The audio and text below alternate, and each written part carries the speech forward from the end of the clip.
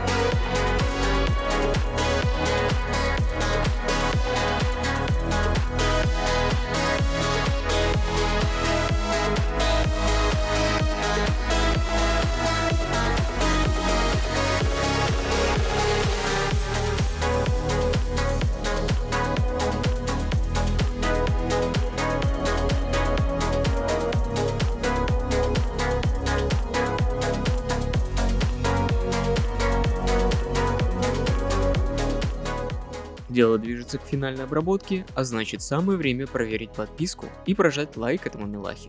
В моей группе ВК прямо сейчас проходит конкурс с денежным призом. Участвуй, переходя по ссылке в описании. Напиши в комментах, какого персонажа сделать следующим, и не пропусти мои новые уроки в скором будущем. А пока смотрим итог.